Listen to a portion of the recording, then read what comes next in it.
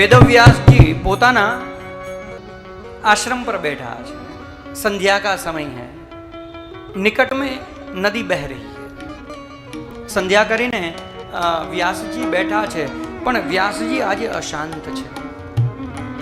व्यासजी विचारे छे कि आ मानव माटे मैं कई केटलुं कर्युं। पेला वेद एक हतो, ए वेदनो मैं विभाजन कर्यो। एकने कर्मकांड में वहेंच्युं, एकने ज्ञानकांड में वहेंच्युं, एकने उपासना कांड में वहेंच्युं।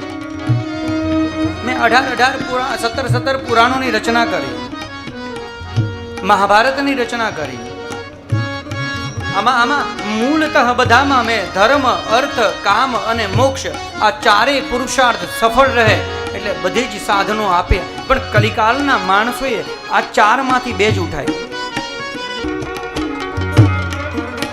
એટલા માટે વ્યાસજી संध्याનો समय है, संध्या करी, बाजू में नदी बह रही है महाराज, और वहां पर चिंतित दिखाई दे रहे हैं। उसी समय नारद जी का आना हुआ। नारद जी ने व्यास जी को कहा, हे व्यास जी, आप चिंता में क्यों दिखाई दे रहे हो? प्रणाम किए, आसन से उठे, नारद जी को प्रणाम किए। बाबा आपने सही जाना, आपने पहचान लिया, मैं चिंता में। अरे क्यों चिंता में? अरे मैंने इतने शास्त्र की रचना की, लेकिन लोगों ने उसका केवल 2 ही रस लिया, बाकी और बढ़िया वाले पदार्थ थे वो तो छोड़ दिए। मेरी सब मेहनत पानी में गई महाराज, मेरी सब मेहनत महाराज पानी में गई। व्यास जी कहते हैं, इसलिए जो कुछ हो रहा है स्वीकार करिए, कोई टेंशन नहीं। महाराज अब क्या करूं? नारद जी कहूं छे, તમે છે ને અત્યાર સુધી 17 ગ્રંથો લખ્યા છે, એમાં તમે ભક્તિની અને જ્ઞાનની અને વૈરાગ્યની ચર્ચા બહુ કરી છે। હું તમને કહું છું કે એક ગ્રંથની એવી રચના કરો, क्योंकि आपने तो 17 पुराण लिखे हैं, लिखना ही आपका काम है। आपके लिए कौन बड़ी बात, एक और रखिए, लेकिन उसमें केवल प्रेम की और भक्ति ही की प्रधानता रखिए। फक्त प्रेमनी प्रधानता राखी અને આ ગ્રંથની રચના કરો। 4 શ્લોક આપ્યા છે નારદજી વ્યાસજીને, 4 શ્લોક આપ્યા છે। સંધ્યાનો સમય છે, નારદજી ગયા છે, વ્યાસજીએ એ 4 શ્લોક આપ્યા હતા, એમાંથી 18,000 શ્લોક બનાવ્યા। 18,000 શ્લોક બનાવ્યા પછી વિચાર્યું કે આ સંહિતા તો સારી બની, પણ એ બધા પાસે સારી રીતે પહોંચે એની વ્યવસ્થા, વસ્તુ સારી હોય પણ એ બધા પાસે પહોંચે એ કેવી રીતે કરો? અનેક ઋષિઓ પર નજર કરી છે, હું કોને આપું આ શાસ્ત્ર જેનાથી એ બધાનું કલ્યાણ થાય? બધાને તો ન અપાય। ફક્ત તમે કોઈ 1.5-2 વર્ષના બાળકના હાથમાં કોઈ કાચનું પાત્ર તમે આપો અને એ પાત્ર કાચનું એ નીચે તૂટી જાય, અથવા તો એને વગાડી દે અથવા તૂટી જાય, તો એ નાના બાળકને કોઈ ગાંડો નહીં કે તમને જ ગાંડા કહેશે, મને જ ગાંડો। આ બાળકને 1.5 વર્ષના બાળકને તે આપ્યું શા માટે?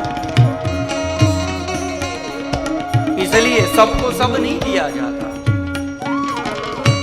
ये किसे दूं मैं? अपना पुत्र याद आया, सुखदेव जी है, એને આપવામાં આવે એ યોગ્ય પાત્ર છે, બધાનું જ કલ્યાણ થશે। શું કરું? कहाँ गया है सुखदेव, वो तो पता नहीं। व्यास जी युक्ति बनाई व्यास जी ने। पहले तो मन में संशय हुआ व्यास जी को कि सुखदेव जी तो एकदम जमेला छे, हवे ये केम जमशे? पण पाछी युक्ति बनावी। याद आयु, व्यास जी ने सोचा कि कितना भी भोजन किया हो आदमी हो, एक मीठू पान आपो तो ये तो चढ़ावी सके। आ भागवत जी मीठा पानना बीडानु काम करशे। अब ढूंढे कहाँ? व्यास जी ने युक्ति बनाई।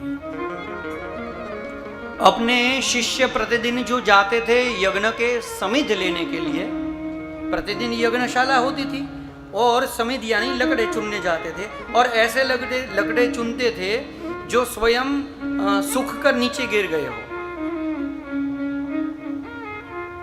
આપણી એક જ પરંપરા એવી છે સનાતનની, જે સૃષ્ટિને, જો પ્રભુ વેદમાં ભગવાન એને પણ કીધો છે જે આપણું રક્ષણ કરે.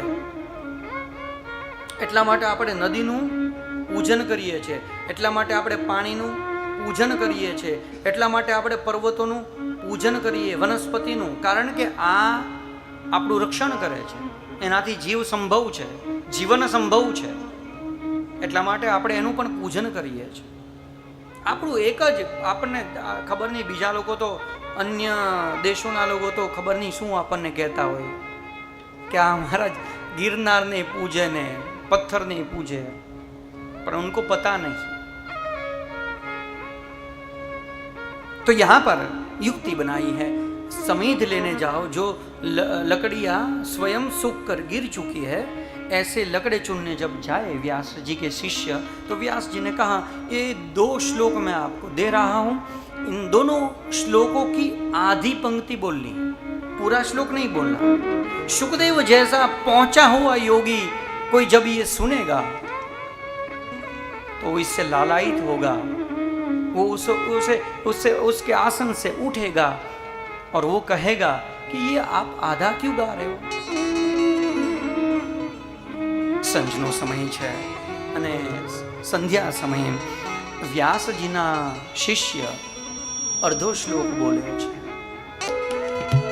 सुखदेव जी के कमल लोचन खुले, वर्षों से लगी हुई समाधि टूट गई, अपने आसन से खड़े हो गए और धीरे धीरे धीरे बाहर आके व्यास शिष्यों से मिलते हैं, प्रार्थना कर रहे हैं. आप बड़ा मधुर गाते हो और इसमें आप जो स्वरूप की चर्चा कर रहे हो, स्वरूप भी बहुत प्यारा है.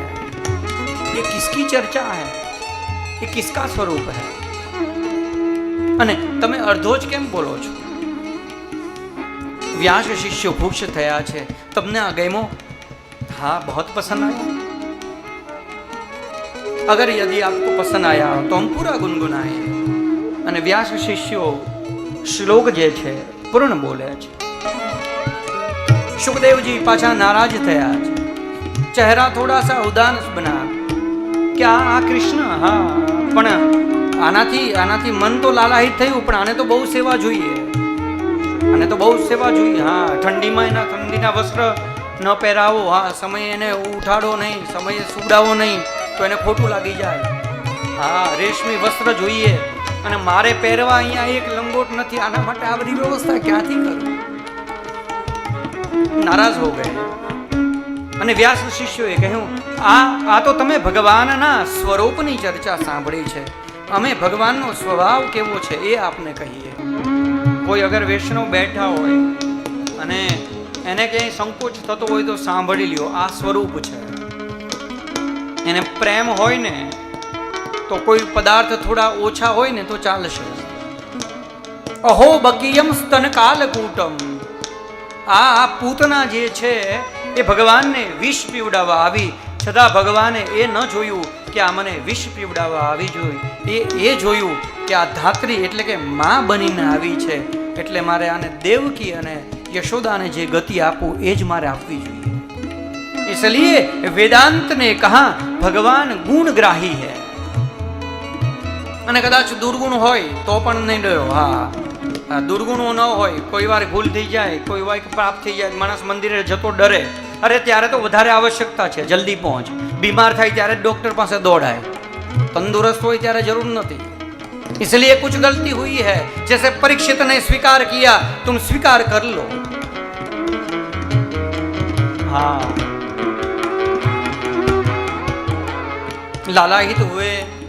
સુખદેવજી પોતાના પિતા પાસે આવ્યા છે, વ્યાસજી પાસે આવ્યા છે, અને સુખદેવજીએ પોતાના પિતા વ્યાસજી પાસે આ 18,000 શ્લોકનું રસપાન કર્યું છે.